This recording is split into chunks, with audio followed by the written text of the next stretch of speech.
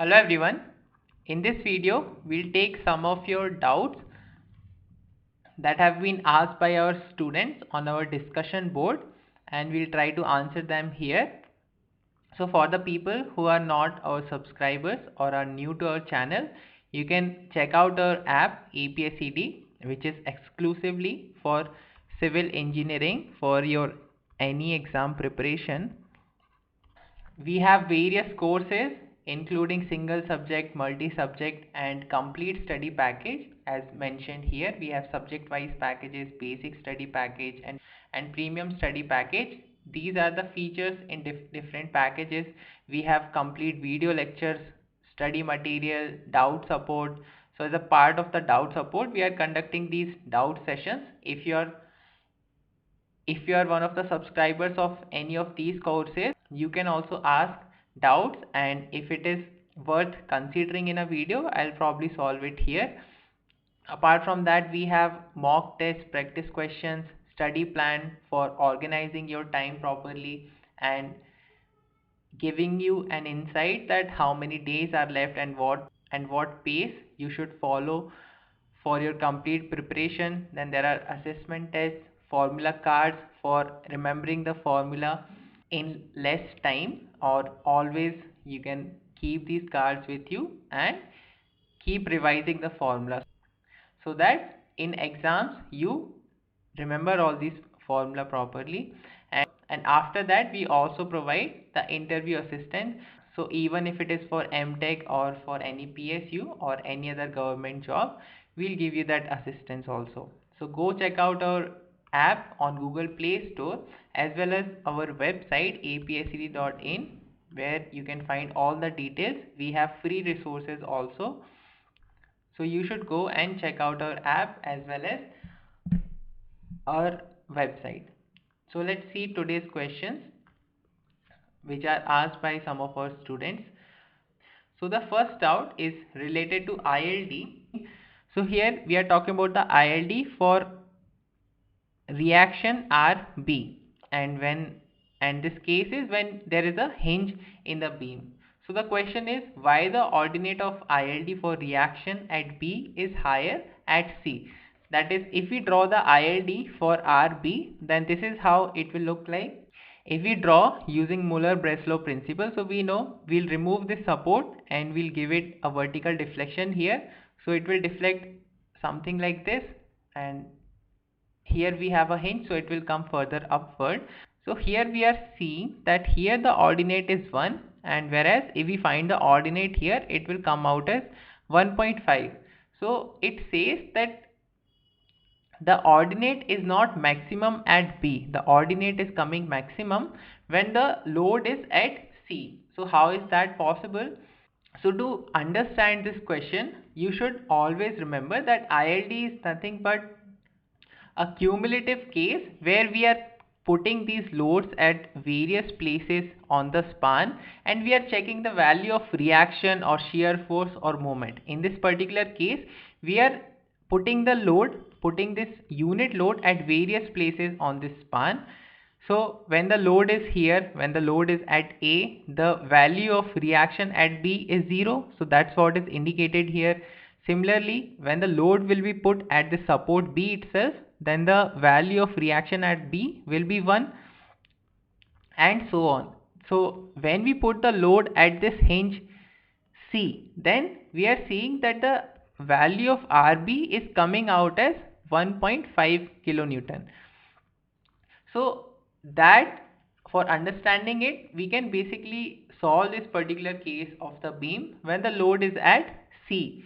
So we know we have these equilibrium equations that we can use here. So first of all, summation of vertical force is equal to 0. So from that we know RA plus RB plus RD is equal to 1. Then we can write the moment about any of these points. So let's say we are writing about point D, sigma md is equal to 0. These are the equations of static equilibrium. So from that we have 4RA plus 2RB minus 1 for this load, we are considering clockwise as positive and anti-clockwise as negative, is equal to 0. So we have 4RA plus 2RB is equal to 1. Now we need one more equation.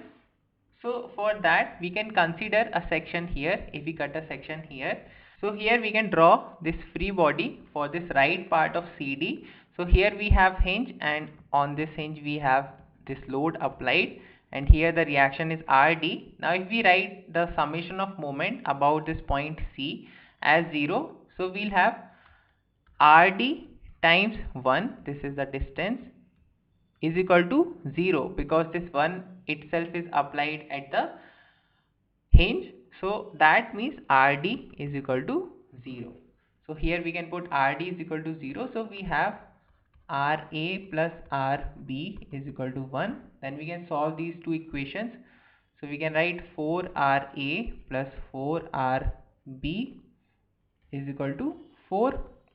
And from here we have minus 2 RB is equal to minus 3, and from here we obtain RB as 3 by 2 or 1.5 kilonewton. So from here we observe that the value of RB is maximum when the load is at C and not at B. So you should always keep in mind that ILD is nothing but we are placing the load at different places and observing the value of that particular reaction. Reaction can be shear force moment or the vertical horizontal reaction. So whenever you have such a doubt, you can take a small example and try to solve in this way to get the clarity. Then here the second part of the question is, if there is a moment at internal hinge, then why do we not consider it in calculating the static indeterminacy? So we know if it is a continuous beam, in that case this support B will have moment, then why do we not consider it when we calculate the static indeterminacy? The reason is, if we have the value of reactions RA, RB, RT, if we have the value of these three reactions, then we can easily find out the support moment. We do not need to consider it additionally because that would be redundant. If we know these reactions, then we can find out the moment at B. Similarly, if we know all the support moments, if we know the support moment at A, that we know it will be 0. Similarly at D we know it will be 0. But if we know at B also, if we know the value of MB, then we can find out the reactions RA, RB and RD. So the opposite is also true, which we also use when we use the slope deflection equations or moment distribution method. In those cases, first we find out the support moments, and once we have the support moments, with the help of that we obtain the reactions and draw the shear force or moment diagram. Then the next question is, what is product of inertia and why is it 0 for symmetrical sections? Product of inertia, as such, it does not have any physical meaning. It just means that if we have an area and if we take an axis here, if we select an axis, then from this axis, if from this axis we will be measuring the value of coordinates, that is x, y, it can be 1, 1, 1, 2, x and y coordinates we'll be having. Then product of inertia means that if we take all the points on this area and take the product of their coordinates x, y, dA. dA means the area of any element that we'll be considering. So this is dA area, and for this area we'll be taking x and y, these are the coordinates, and if we take the product of these two, then this gives the product of inertia. So product of inertia, one of the places where we use is in case of fluid mechanics, when we calculate the forces on plane submerged surfaces. Now we also want to know that if we have a symmetrical section, then why the value of product of inertia is 0. So let's say we have this symmetrical section, and the axis that we are considering are passing through the centroid of this section. I mean, it is 0 for symmetrical sections about the principal axis, not for any axis. If we take an axis here, then it will not be 0. It's 0 when we talk about the principal axis.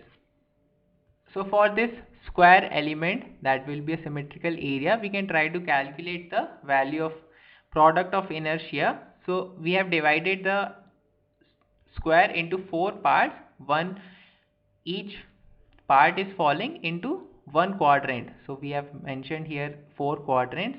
So for this first one, we can write Ixy as x into y into dA. So for here we are taking the coordinate of the centroid of this section or subsection.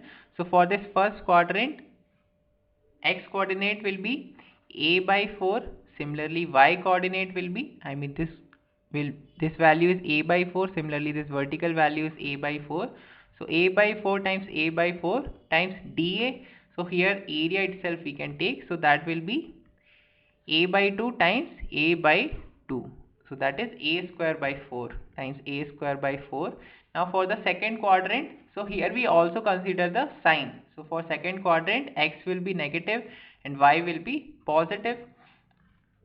So for second quadrant, we will be having minus a by 4, the value of x, times a by 4 times a square by 4. Now for the third quadrant, both will be negative. So this will add up. So we'll have a by 4 times a square by 4. And the fourth quadrant, this will be negative again because the value of y is negative. So we'll have a by 4 times a square by 4. So these two values will add up and these two will be deducting here, and from there we see Ixy comes out to be 0. You can take a similar example for any of the symmetrical sections, and about the principal axis, if we calculate the product of inertia, then it will come out to be 0.